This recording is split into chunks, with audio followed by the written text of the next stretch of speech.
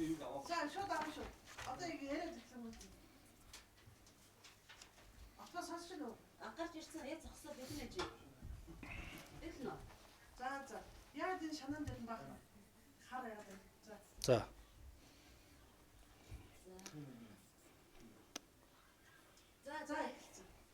За, цагдаа ерхий газраас болж байгаа үйл явдалтай холбогдуулаад тодруулаг өгөх хэвлэлийн байгууллагыг зохион байгууллаа.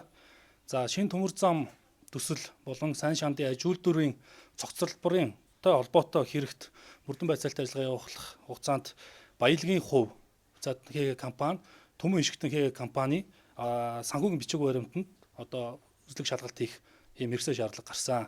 Энэний үүднээс бол дээрх хоёр компани Баянгол зочид буудалд үйл ажиллагаа явуулдаг.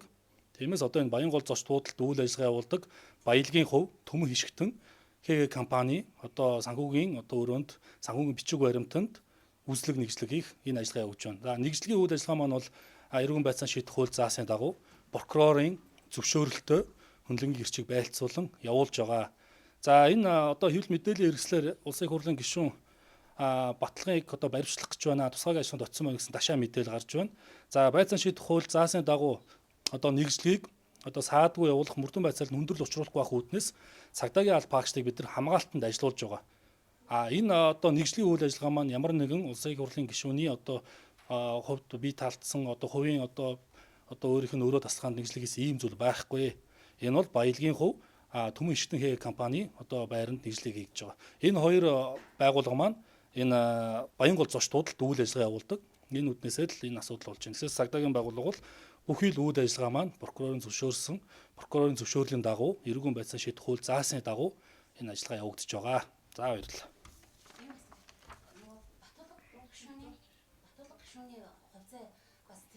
За энэ бол мөрдөн байцаалтын ажиллагаа явагдаж байгаа учраас одоогоор дэлгэрэнгүй мэдээлэх боломжгүй.